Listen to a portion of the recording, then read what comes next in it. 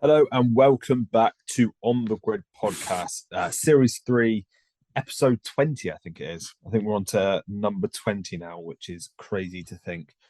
We are reviewing the Austria weekend, and this could be quite a long episode because we have got qualifying, we have got sprint qualifying, sprint race, and then the normal race to go through, as well as our predictions for Silverstone next weekend, as well as reviewing our predictions for this weekend. So joining me today, as ever, is Adrian Kita. How are you today? Well, I'm hoping it's not a long one because our usual editor, Brad, is on holiday and I am editing this one. So I'm hoping that it's not a long one because I technically don't have too long before the British GP. So I kind of need to get a move on. We're recording this on a Wednesday and I'm hoping to put it out on Thursday. So no pressure on my behalf, but I'm good. I'm good, thanks. So yes, as you said there, we are going to be at the British Grand Prix. We're going to be on there on the Saturday. Very much looking forward to it. So I think the way we'll do it today is we will go driver by driver, talk about their entire weekend from qualifying to the race to the sprint shootout and race as well. So if we go through the constructors one by one, so start off with Red Bull and their number one driver, Max Verstappen. Now, I think it's fair to say he had pretty much a flawless weekend. He qualified for sprint in first place and finished in first in the sprint. Qualified for the normal race in first and finished first. I'm going to kick things off with a 10 out of 10. It's just getting boring now, isn't it? There's not much more to say. He's just in a league of his own. That car is. How many times have we seen, driver and car in absolute tandem, absolute perfection? So many times with Vettel at Red Bull, with Michael Schumacher at Ferrari, Hamilton at Mercedes, and this is just the latest example for Max Verstappen. Unbelievable. So yeah, 10 out of 10. Yeah, for me, I've also gone with a 10 out of 10. It was good for him not to get a grand slam for once. Ferrari did lead a lap, led a couple of laps to be fair. Before obviously Verstappen overtook him and took the piss with that pit stop to get the fastest lap, which annoyed the hell out of me. But yeah, like we say, we usually give Verstappen a 9.5 out of 10 because it's kind of routine for him to have these flawless weekends, but for him to do it in the sprint shootout, the sprint quali and the race, 4 separate events, per se that weekend, yeah, it's a 10 out of 10, no doubt, without a shadow of a doubt. It was just spot on. Everything was nailed on. Especially when you saw Verstappen qualify on pole on the Friday for the race, you just knew it was going to be Verstappen's weekend, didn't you? Getting a little bit predictable now. I think that's what 5 in a row for Verstappen. So he's halfway to beating the long-standing record from Sebastian Vettel, which is a scary thought considering we've only had 9 races this season. So there's a long way to go, and he looks like breaking every single record in the book this season. Moving on to Sergio Perez. Now, he qualified for the sprint in second place and finished in second place in the sprint race. Qualified down in 15th and finished third. Now, I was initially going to give him a 6 out of 10. I gave him a 7, but this is just not good enough. He did compete with Verstappen on that first lap, and I will say I think Verstappen may have been a little bit dirty on that first lap in the sprint. But that's not where the points are on offer. He needs to be doing it in the race. He needs to be getting through to Q3. He has made Q3 4 out of the 9 races so far this season. Nico Hulkenberg has made Q3 on more occasions than Sergio Perez. And that has, how many times have we said it, has been absolutely woeful. So it was 7 out of 10 because he did recover well. But yeah, he's holding himself back. And if he loses the seat at the end of the season, this will be the reason why. I've been a bit nicer to Sergio. I've given him an 8 out of 10. I think on how many occasions we've spoken about Max Verstappen going through the field and obviously winning the race, Miami being an example, and I think we gave him a high rating there. Obviously, he made up 12 places from his starting position in P15. Obviously, yes, it's not good enough that he's not qualifying for Q3, but then again, are we just criticising him purely because he's not getting into Q3? Because we've not criticised Verstappen in the past when he's not made it into Q3, which I believe it was only in Miami when he hasn't. And obviously he came through the field to win the race. So obviously to get on the podium and obviously to claim P2 in the shootout and in the sprint, I think overall it's a better weekend for Sergio, but it's nowhere near where he should be. In the race, he kind of made up for his qualifying session. So I gave him an 8 out of 10, purely on the basis of how many positions he made, and actually he was able to claw it back in the race. It could have been a lot worse. We could have seen what he usually does in the race, and he usually finishes around P5, P6. But due to Austria's nature, I think it was easier for him to fly by. So I gave him an 8 out of 10 for the weekend. Yeah, I think that's 4 in a row now, races where he hasn't got into Q3, which is shocking considering how far clear that Red Bull has been this season. Moving on to Charles Leclerc, so moving on to Ferrari now. He qualified for the sprint in 6th and finished 12th. Qualified for the race in 2nd and finished 2nd. I think it might have been a little bit nice here. I've given him a 9 out of 10. I thought it was a good performance overall. Obviously, he didn't have the Saturday he would have wanted, but you know, he had a fantastic qualifying session, considering he was down his teammate all throughout Friday and then put in that lap at the end, which wasn't far off pole position, by the way, only half a tenth, and then was so far clear of the cars around him and comfortably picked up 2nd place. So a 9 out of 10. I thought it was very good performance from Leclerc. Yeah, I also joined you giving Charles Leclerc a 9 out of 10. Obviously, on the Saturday, he was P6, well, supposed to be P6 for the shootout, but obviously dropped. He got a 3-place grid penalty, which dropped him down to P9. And then I think the wet weather I think it might have been a bit of a setup issue. With the wet weather, kind of tricky weather on inters, and he dropped places, finishing P12, and then obviously qualifying 2nd on the front row. But I believe only the 3rd time this season, I think he's in the top 5. So to qualify on the front row and then to finish P2 is brilliant.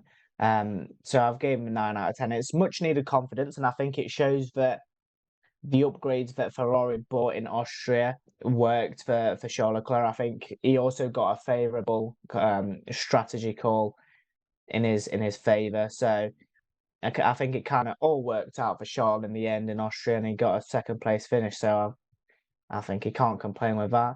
I think that's him gone level on points with George Russell, or I think he might be 1 or 2 behind. So yeah, he's finally getting back into his zone, and hopefully he can have a good weekend in Silverstone. But yeah, 9 out of 10 for me.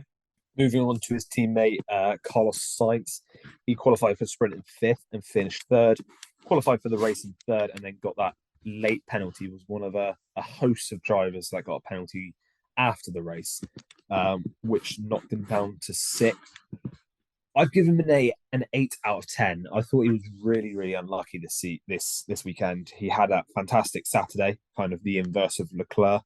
And was running really well in that first stint. I think he was probably quicker than Leclerc during that first stint, but Ferrari said not to attack. They kind of wanted to maintain their position from their point of view, which would be fair enough. And then he kind of got swallowed up due to a poor pit stop and a quick Red Bull behind him.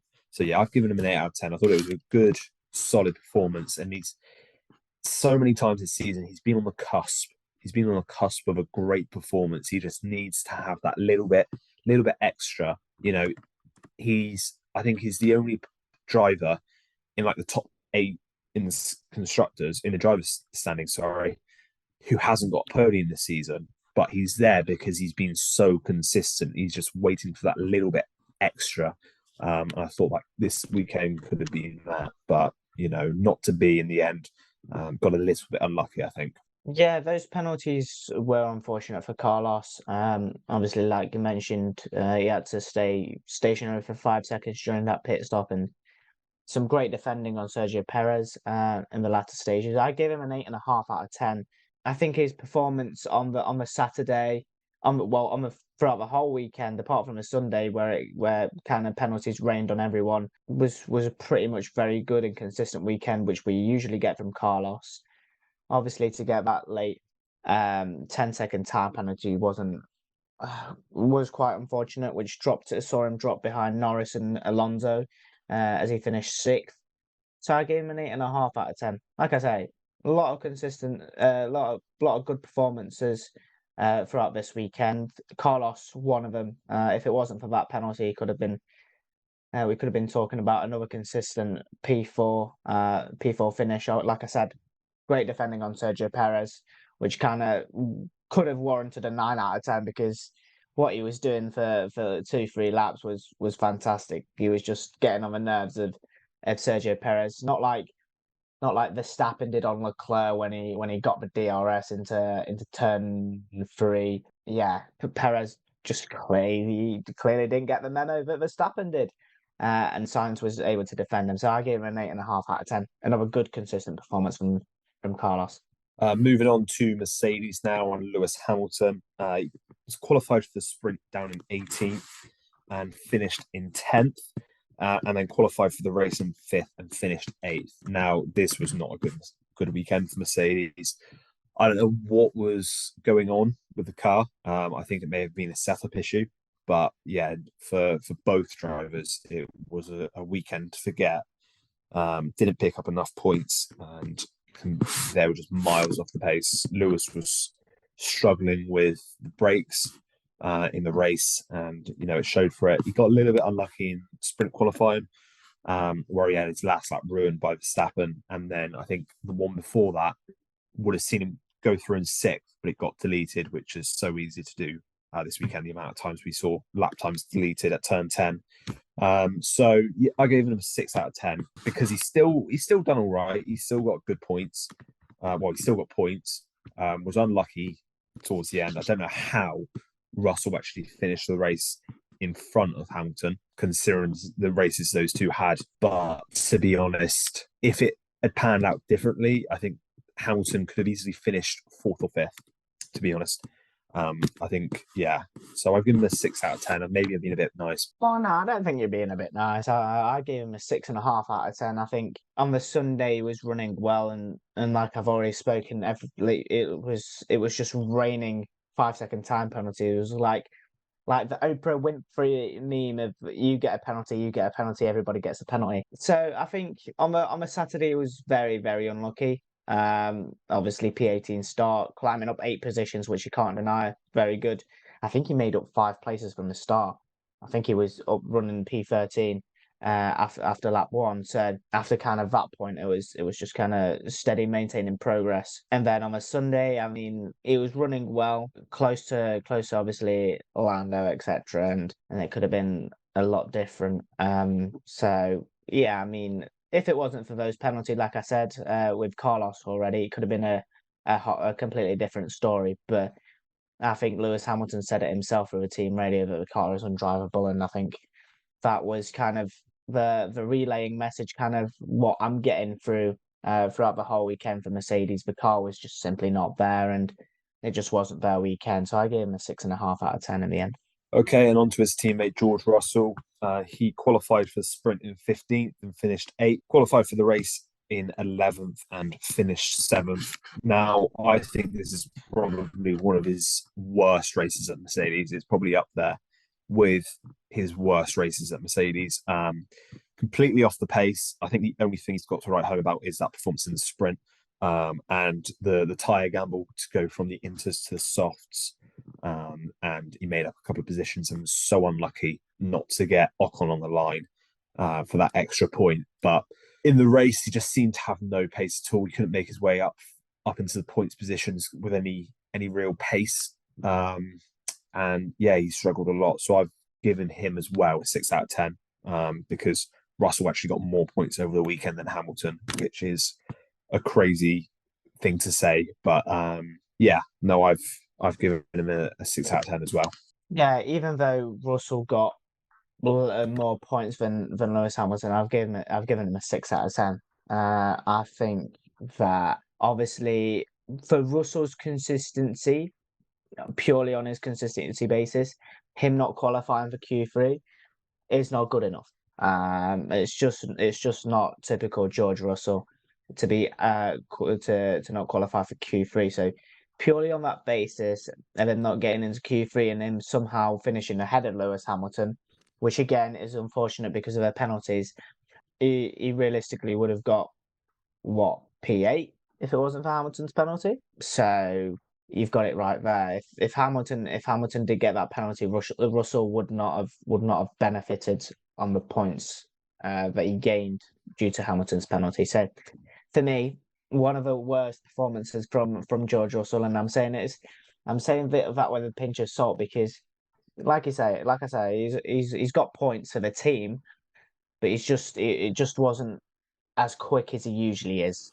So for me, 6 out of 10, kind of a mediocre performance from George. Moving on to Alpine and Esteban Ocon. Now he qualified for the sprint in 9th and finished 7th. Qualified for the main race in 12th and finished 14th. Now, the Alpines are a bit of a weird one because they didn't seem to have a good weekend at all. They seem to be a little bit off the pace. You know, usually when you think of Alpine, they're the 5th quickest car, and it really shows for it. You know, over the last sort of few races, they've got some very good points, and finished up in like 6th or 7th. And you know, in Monaco, they got a podium. So they've had pretty good seasons though so far. So they were really off it. It was a big surprise that they were off it this weekend.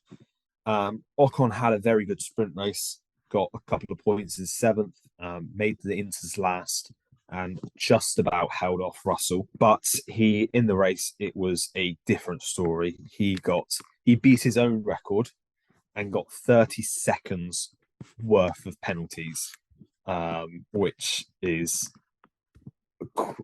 I don't even know how to explain that. I've given him a 5 out of 10. Maybe I'm being a little bit harsh because he did still get 2 points on the Saturday, which was more than his teammate got. So maybe I'm being a little bit harsh there. I tell you what, yeah, I'm going to up it to a 6 out of 10. 6 out of 10 for Esteban Ocon. Yeah, I was about to say, I think you're being slightly a little bit harsh. I've gone with a 6. I mean, how you beat your own record of getting that amount of penalties, I will never know. I think that's the story of the season. I think when we're doing our kind of mid-season review, I think Ocon kind of, instead of quali merchant, the penalty master. I think that's the title we get for Esteban Ocon, penalty master. He loves the time penalty. So yeah, I give him a 6 out of 10. I think the Saturday was relatively good for him, finishing P7. And then on the Friday and the Sunday, it's just not Esteban Ocon really. I think he struggled a lot throughout obviously the quali and the race. Wasn't able to kind of make any significant inroads on the points. And then, like we say, he got himself 30 seconds worth of penalties. So yeah, all in all, I think it's another, for Alpine, I think it's a mediocre weekend, and especially for Esteban Ocon, finishing down in 14th. So yeah, I've gone with a 6 out of 10. And on to Pierre Gasly. So he qualified for the sprint in 12th and finished 15th. Qualified for the main race on 9th and finished 10th. Now, he was another one that got affected by post-race penalties, which took him down to 10th. I think he finished 9th on track. Again, you know, as I said a minute ago, Alpine didn't seem to have the pace that they've had in recent races. And it seems like quite a few teams struggled this weekend. So, you know, maybe it's just a one-off, but I've given Pierre Gasly a 6 out of 10 as well, to match his teammate. Because I think they performed well in their different races. Ocon had the good sprint race, Gasly had the good race, and they weren't on it in the other race. So 6 out of 10, middle of the road, an average performance. Yeah, I've gone with the same. I've settled with a 6 out of 10 as well. I think Pierre was right up there in Q1 and Q2, in the top 5, and it could have been a lot different if he put himself P5, P6 even, for the race. Very, very mediocre sprint race, and then the race kind of turned out to be okay-ish. But due to that time penalty, he finished in P10 instead of P9, giving Lance Stroll a glimmer of hope at an extra point, which I think he will take with a pressure he's under. But yeah, I can't give Gasly more than a 6 out of 10. He performed similar to his Alpine teammate, and it's kind of a mediocre weekend for the two Frenchmen. And on to McLaren now. We've spoken about the Alpine pair having an average weekend. Someone who didn't have an average weekend had a fantastic weekend. Lando Norris qualified for the sprint in third, dropped down to ninth in the sprint race, and qualified for the main race in fourth and finished fourth. Now, this is the easiest 10 out of 10 I think we'll be giving out. Phenomenal. He showed that the upgrade package really worked, and if based on this performance, if that continues into future races, sort of your Silverstones and Hungary, they could be getting a fair few points before the summer break. And now they're only 18 points behind Alpine, who we've praised a lot this season, and then really not far off it. So yeah, great performance from Norris, who's making a name for himself in this type of performance. So yeah, an easy 10 out of 10. Yeah, I've only given Norris an 8. Yeah, I saw your face. I'm joking. Oh, okay. It's I'm about to kick off. joking. Not even a Relax, McLaren relax. fan. It's about to kick off. Nah, relax. I've given him a 10 out of 10. I was just waiting for a reaction, just waiting for you to buy, just rolling it in. After a few ruffle of feathers in recent weekends with Albon and Ocon getting 9.5s instead of 10 out of 10s from me. But yeah, I've gone with 10 out of 10 for Lando Norris. I mean, sprint shootout, perfect. It was brilliant. He couldn't have done more. And then obviously the sprint had just kind of unraveled, got gazumped into turn one by Hulkenberg, and it just kind of went downhill from there. And then the race, he was battling hard, obviously with Sainz, I believe it was. And then when Perez, when he came through, and yeah, in the end, due to him having a very, very safe race, penalty-free race, he got himself a P4 finish, which is so deserved after the early season struggles that McLaren have had. So P4 for him is absolutely unbelievable, and getting driver of the day as well. I think it is well deserved. And much needed boost ahead of Silverstone. So yeah, easiest, clear of day, 10 out of 10 for me. Moving on to Oscar Piastri. Now, he qualified for the sprint in 17th and finished 11th in the sprint race. Qualified 13th for the main race and finished 16th. Now, I think he was a little bit unlucky. He's proven this season he isn't far off of Norris's pace, but I think he was really hung out to dry without getting these new upgrades. And it just shows the step forward McLaren have taken with this package. I've given him a 5 out of 10 because I am taking into account the fact he's still a rookie, by the way. He's the best performing rookie by a country mile, and he's been hung out to dry by not receiving these new upgrades, which I presume he would get for Silverstone. So I can't really mark him too harshly by comparing him to his teammates' performance. But yeah, 5 out of 10 for me for Piastri. You say best performance rookie, but Sargent finished ahead of him. Question mark. I mean, overall for the season, let me clarify. I know. Overall for the season. I know. Once again, we love this. It's going to be a running theme throughout our Silverstone weekend coverage. It's just me betting Ethan in. It's just perfect. It's just wonderful. But I've settled with a 5.5 out of 10.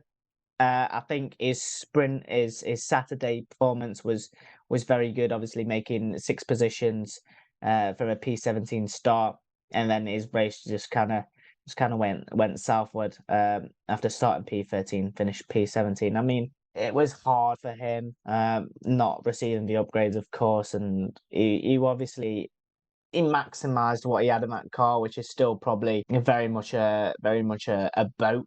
Yeah, I mean, I don't have anything else to say really. It's just hard for him not getting the upgrades that Lando's received and being able to do anything. He showed that on a Saturday and a Sunday. It's obviously a bit more of a distance. So yeah, it was harder for him. So yeah, I've settled with a 5.5 out of 10 for Oscar Piastri. And moving on now to Valtteri Bottas. He qualified for the sprint in 19th and finished the sprint in 20th.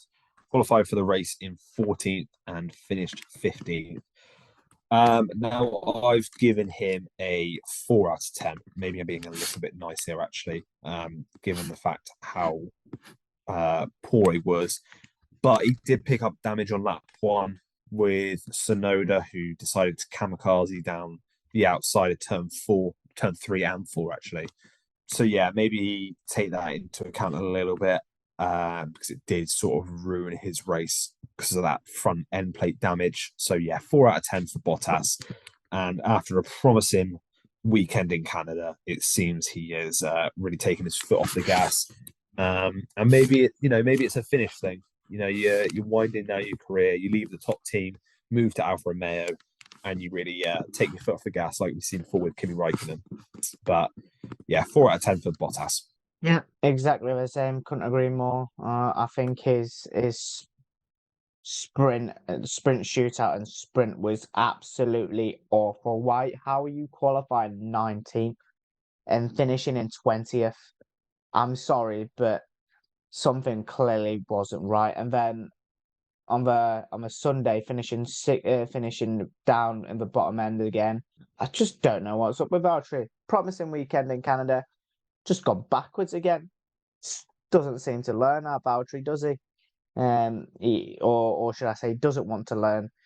Because he's got the experience of a wise old fox, our Valtteri, but he just seems to, when it comes to race day, it's like he turns into a little child sometimes driving an F1 car.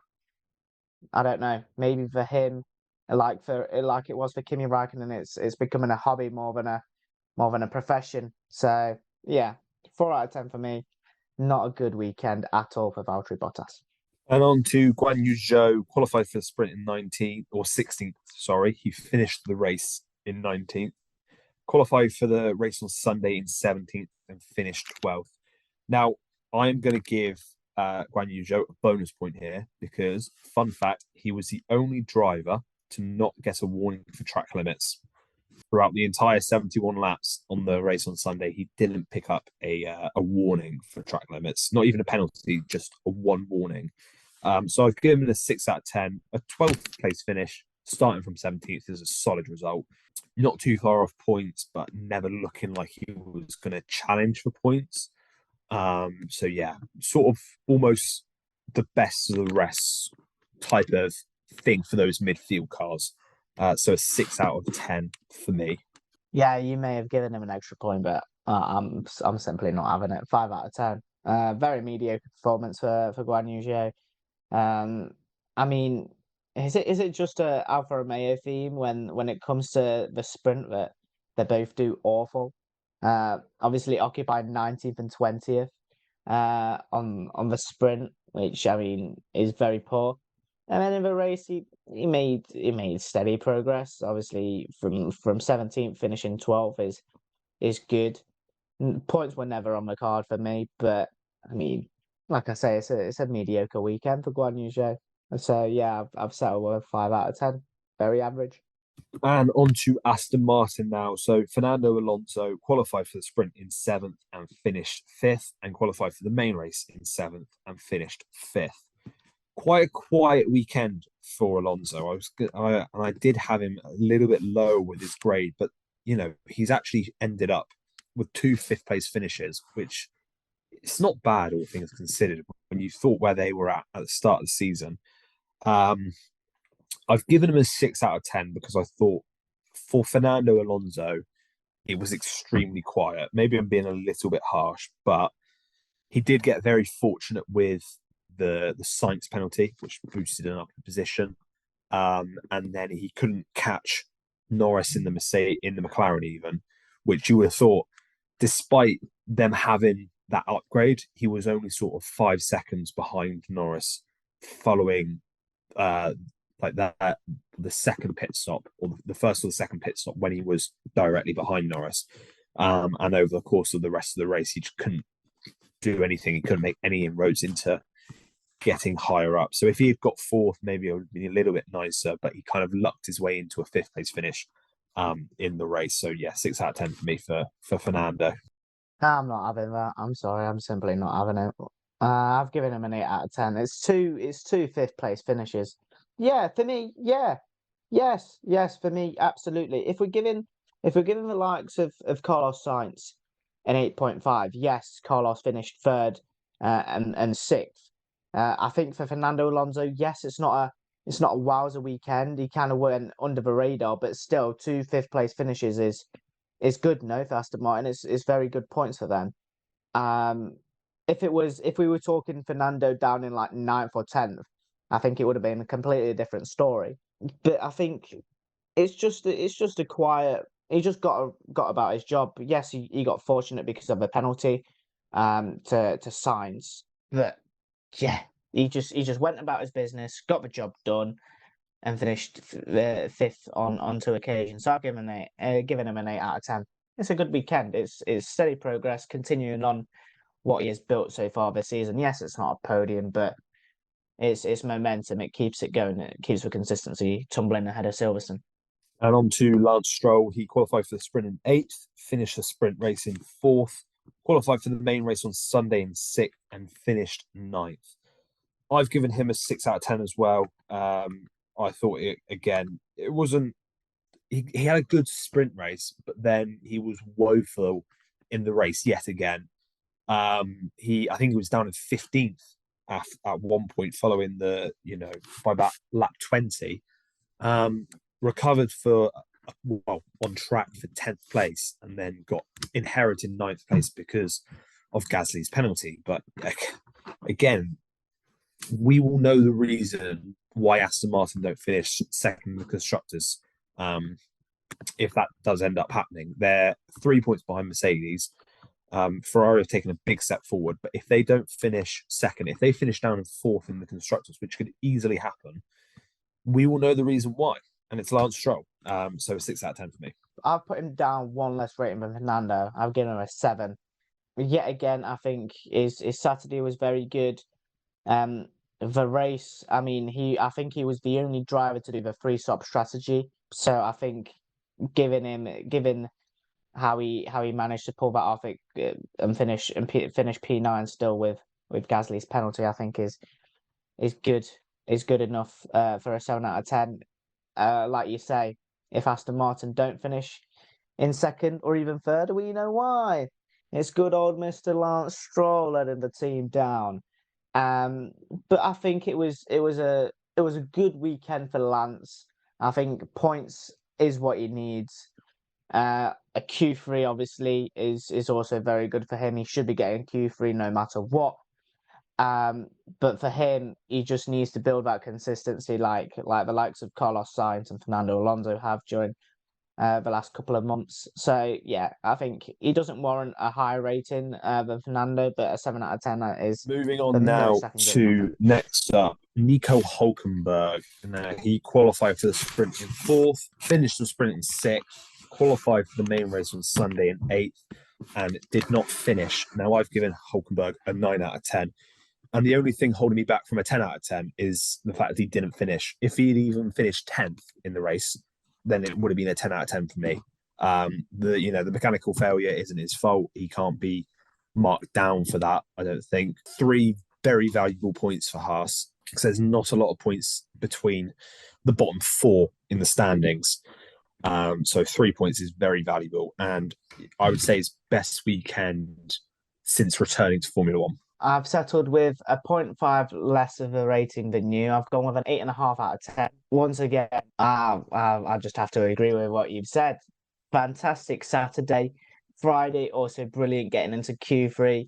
And then just for a time, it kind of holds me back from giving him a 9.5, 10 out of 10. Because what could have been? What could have been if it wasn't for that mechanical failure? I mean, it was a long race ahead, so anything could have happened. He could have finished outside the points. He could have finished down in 20 for all we know, like his teammate did pretty much. So yeah, an 8.5 out of 10. Fantastic performance. Obviously overtook Lando Norris on lap one of the sprint, and obviously kind of dropped 2 places, but nevertheless kind of kept his place in the top 8 and gained some valuable points for Haas. And then that retirement, unfortunately, on the Sunday kind of hampered him. But yeah, 8.5 out of 10. Fantastic weekend for Nico Hulkenberg. And on the other side of the spectrum and the other side of the garage, Kevin Magnussen qualified for the sprint in 10th and finished 14th, qualified for the race in 19th and finished 18th. I've given him a 4 out of 10. That is taken into account, though, the fact that he was completely run off the track by Nick de Vries in the race. And I do not know what he was thinking. They were level going around, what is it? It's going to be turn 5, I think it is, just before the end of sector 2. And he's just completely forced him off. The cars are level, and Kevin Magnussen's actually ended up on the beach. And we were racing in the mountains. So, that's never a good sign. But yeah, I don't know what Nick de Vries is playing at there, but it ruined Kevin Magnussen's race. Whether he got damage after that, I don't know. But his pace didn't improve, and he ended up finishing 18th. The Viking clearly does not want the smoke from a Dutchman. Want the smoke, doesn't want it. But what Nick de Vries is doing, I will never know. Helmut Marko has already been on the phone and said 4 more races once again to impress and kind of year off. So whether it's Liam Lawson or whoever steps into Nick de Vries' seat, I think that's a discussion for a different day. But yeah, I think hard for Kevin Magnussen. Obviously, he started from a pit lane. I believe it was some suspension changes on his car, if I'm not mistaken. I think it was, and then obviously finishing P18 is just. It's a poor weekend from Kevin Magnussen's standards, and then added the kind of Nick de Vries kind of rubbed it in to create an even poorer weekend for K-Mag. So yeah, set with a 4 out of 10. It's K-Mag standards that we saw in Sao Paulo, for example. So yeah, I think it's a kind of a weekend to forget. Now moving on to AlphaTauri, Yuki Tsunoda qualified for the sprint in 13th and finished 14th, qualified for the race on Sunday in 16th and finished 19th. Now this is, by far his worst performance of the season. He had such a consistent start, but in recent races dropped off a little bit, where you think he needs to continue putting up those good performances to put a little bit more pressure on Sergio Perez in that Red Bull to maybe make a claim for that seat, but it wasn't to be. I've given him a 3 out of 10. Don't know what he was trying on lap 1. He tried to overtake the entire field. It almost feels like when you're playing on the F1 game and you set the AI difficulty to 5 and you try and overtake them all into turn 1. That's the only way I can think of it, but that's seemed to be his mentality on the first lap. He ended up ruining his race, and yeah, a 3 out of 10. Finished last on track. That analogy. That is some analogy. I'll give you it.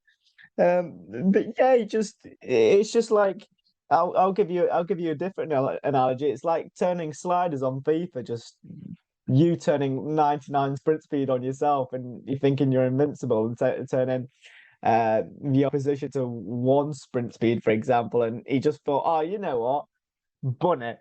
Let's just plow through everyone and just YOLO it. I gave him a 2 out of 10. By far his worst weekend this season, and we don't really talk about Yuki Tsunoda having a poor weekend. We're realistically talking about him in the consistency at AlphaTauri, but yeah. My laughter just sums his weekend. What on earth is it? What on earth is he doing? Austria, another one like K-Mag for Tsunoda, a weekend to forget, most definitely. It almost feels like that Roy Keane clip where he goes, I might just smash into someone just to make me feel better.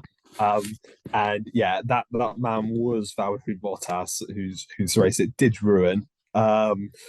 But anyway, moving on to his teammate Nick De Vries, qualified for the sprint in 14th and finished 17th, qualified for the race in dead last and finished 17th. I've also gone with a 3 out of 10 for Nick De Vries. He had similar pace to his teammate. He beat his teammate in the race. However, he did force another driver off the track and got a 5-second penalty for it. I think the only penalty that wasn't for track limits, and it had to be Nick De Vries.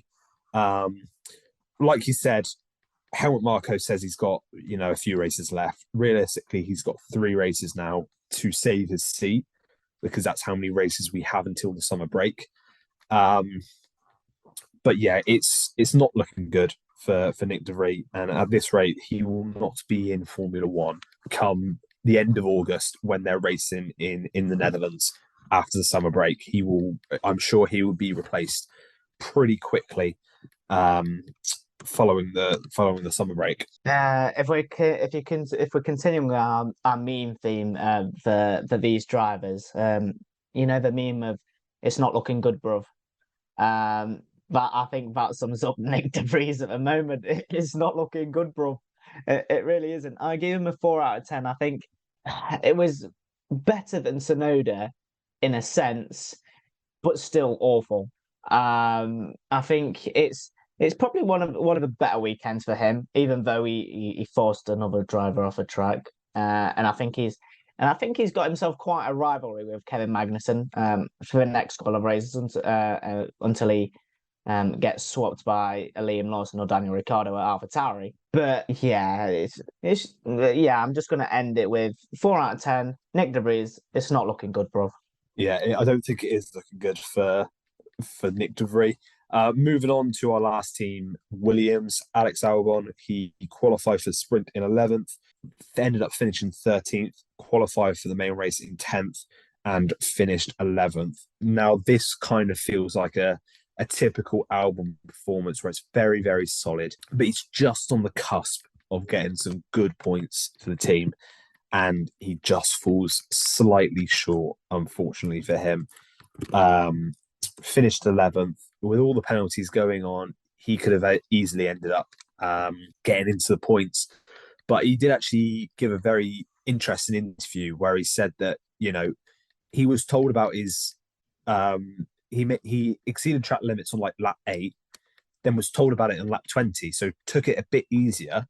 And then the next lap got another warning. And then the lap after that got another warning. So he's leaving plenty of space, but this is all from instance back on, lap 10.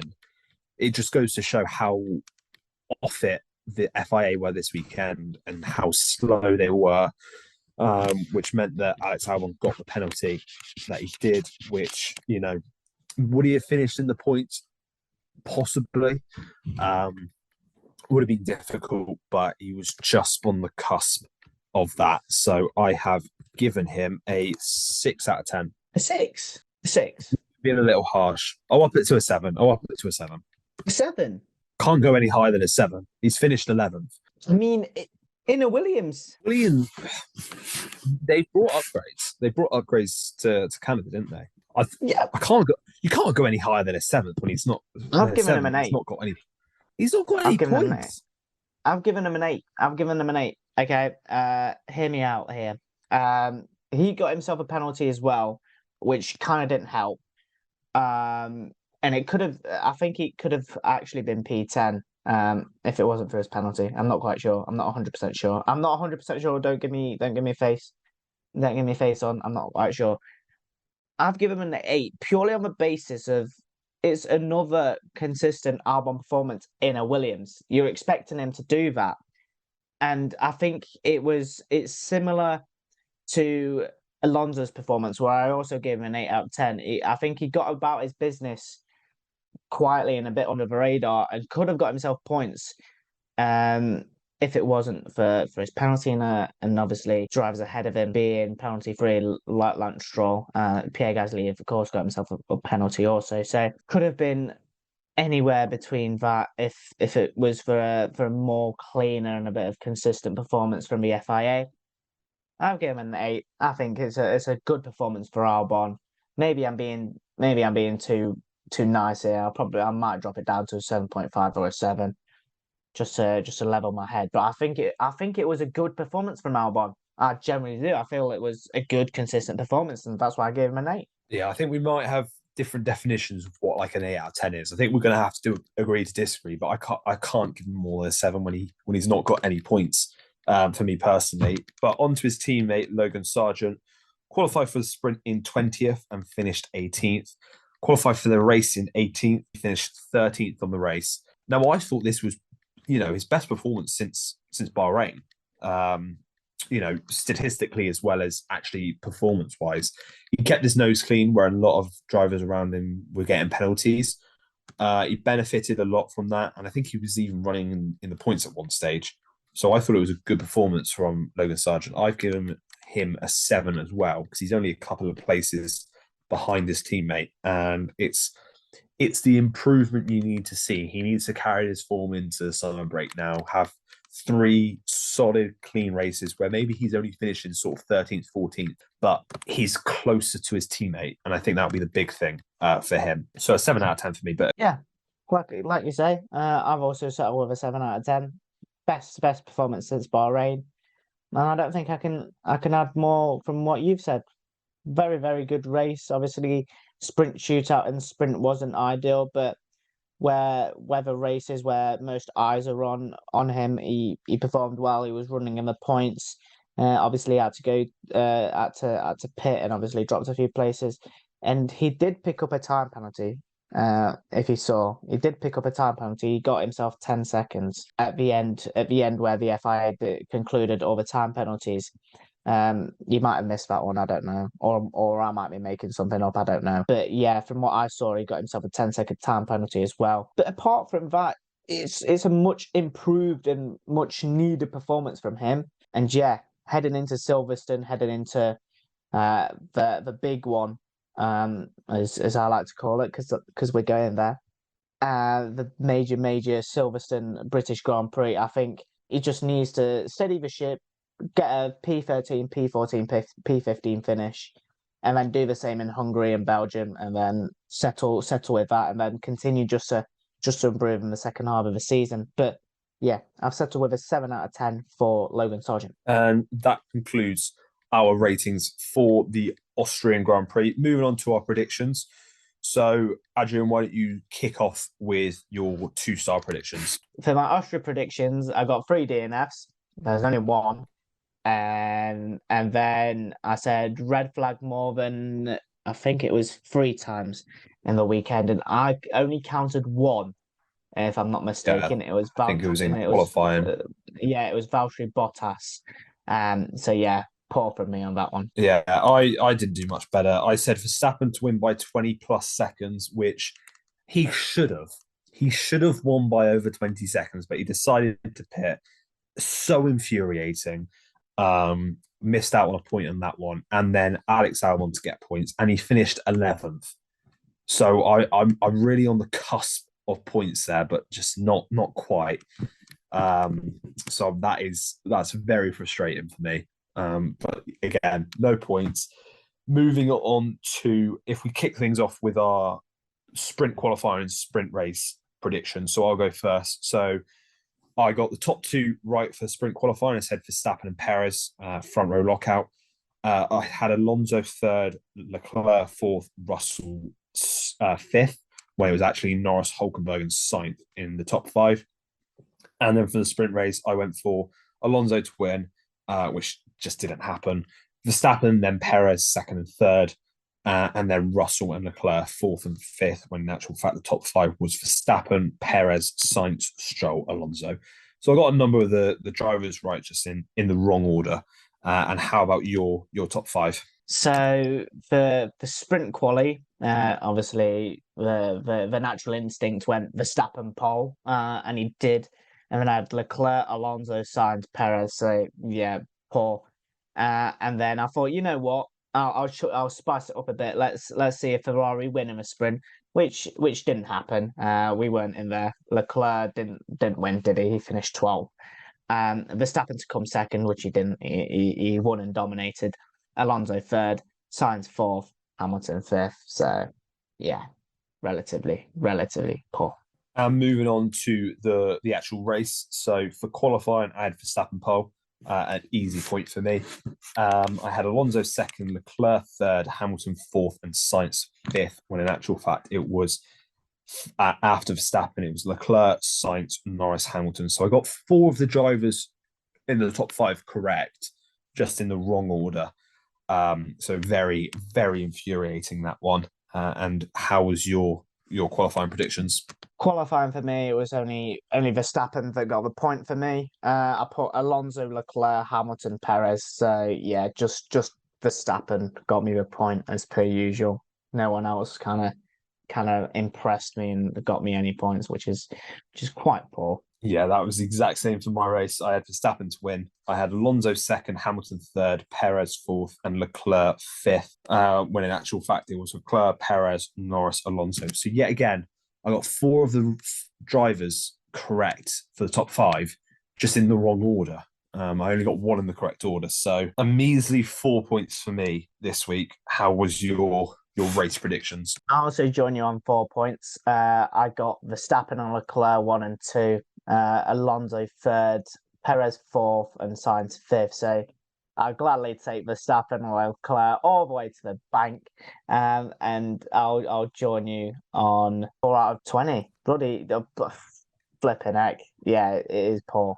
It is poor. It's not even a quarter. It's not even a quarter of it. It's not even 25% correct. Yikes, we are poor at these. Yeah, and realistically, I've only got 1 out of 16 correct because 3 of my points were for Verstappen. So yeah, not a good show. Moving on to our Silverstone predictions then. So I'll kick things off with my 2-star predictions. I've gone Hulkenberg to continue his good qualifying form and get into Q3. And then I've gone for double McLaren points. I think their upgrade package looks good. And I think when Piastri has that package as well, I think you'll see an upturn in fortune, and he'll get what is third points finish of the season. So for me, I have gone very, very realistic. Not realistic, I'm joking. I've gone out of the blue. Well, not out of the blue. I've gone optimistic. That's the word that I'm looking for. Optimistic. Optimism for the first one. I don't know. It's likely to happen after the last 2 races. De Vries collision. I think he's going to make it 3 in a row with probably with Kevin Magnussen. He'll probably smash into someone to make him feel better, like Roy Keane would say. And then I've gone Ferrari double top 5. So I've gone with both of them to finish in the top 5. I think after last weekend in Austria, I think optimism will be high in Ferrari. Obviously, there's a threat from Mercedes with their upgrades pending, so we never know what happens there. But after their weekend in Austria, it doesn't look good, bruv. But Mercedes always turn up in Silverstone. They'll probably end up winning the race. And Toto Wolff's prediction of Silverstone, of getting a victory in Silverstone, might come to fruition. But yeah, I've gone with Ferrari double finish in the top 5. So that's for Sainz and Leclerc, and then De Vries collision, which is likely to happen, of course. Now, before we get on to our qualifying, our race predictions, I will just say I have gone for pure delusion. I've gone for the utter delusion. I am really putting on my Mercedes cap because I have gone to qualify on pole, Lewis Hamilton. I've got Verstappen in second, Alonso third, Leclerc fourth, Sainz fifth. But I'm really hoping, this is the weekend. Got new updates coming. Toto Wolff has said this is the race they win, and I am buying into it. I'm going to be wearing my Mercedes top on Saturday, sat in the grandstand, looking for a Mercedes pole position, and hopefully we see it. So that is my top 5 for qualifying, and I think you've gone in similar fashion, haven't you? But for your fanboy team, Ferrari cap on. We've gone delusion as well. We've gone with Leclerc on pole position, up the show Leclerc. After last weekend, I think 1 lap pace, the Ferrari and the Red Bull were so close, and I think Silverstone, it could happen. We could see Charles Leclerc finish in pole position, but we know what happens when he finishes on pole. He never wins the race. I've gone with Verstappen in second, Hamilton in third, Sainz in fourth, and Perez in fifth. And moving on to our race predictions, and I have gone for Lewis Hamilton to get the win, get win number 104. It would be poetic, to break his winless duck by getting the win in front of his home fans at Silverstone. Get win number 104, and you know what? I would love it. I would love it if that happened. Love it. Alonso second, Sainz third, Perez fourth, and Russell fifth for me. And I can tell by your face, you are shocked that Verstappen's not in the top five. I think he's going to have an issue. I don't know what it is. Maybe, a bit of intuition. But I can see him having an issue this weekend. He can't win all of the races, surely. Right, I'm just going to ask you a question. We're not gonna put ourselves in a lawsuit here, but are we planning to tamper with his car before quali and ruin it? I mean, we could. We'll be there. Just break something off. No, we have to. I think we probably legally have to say we will not be doing that. But no, yeah. I just see him having some sort of issue. He's had a couple of issues at Silverstone in the past. Even last year when he ran over a bit of debris. But I don't know. I see something happening. Besides, he can't win every single race. Red Bull can't win all 22 races this season, can they? Ethan's got the magic ball out here, and he's using some black magic, which I do not condone. By the way, we on the Grid podcast, we do not condone black magic. I'm going to hold Ethan accountable if anything happens to Verstappen, but I wouldn't mind. But then again, I think no one would mind because it would make a Sunday race in Silverstone a little bit more interesting. But I've gone with the boring. I think Verstappen's going to get the victory with Leclerc second, Hamilton finishing third. Alonso's going to storm from probably like P8 or P9 to finish fourth. And I've got Carlos Sainz to finish P5. And you're probably wondering, where's Sergio Perez in this? I see him having an issue. I see him having genuine problems. And I think I could see a retirement on the cards. I am also getting my black ball out, and I do not condone black magic once again. But I'm only speculating. It could. I think Perez his downward spiral is going to continue, and he's going to get in. He's going to be under even more pressure heading into the final races or two ahead of a summer break, and it could be big problems for Sergio Perez. Very interesting. Well, that wraps up today's podcast. It has been a long one. Thank you all for listening, and we will see you next week reviewing Silverstone after having attended there. Look out, keep an eye on our social media throughout the weekend, as I'm sure there'll be lots of content going up, particularly on the Saturday. And thank you all for listening, and we will see you in the next podcast.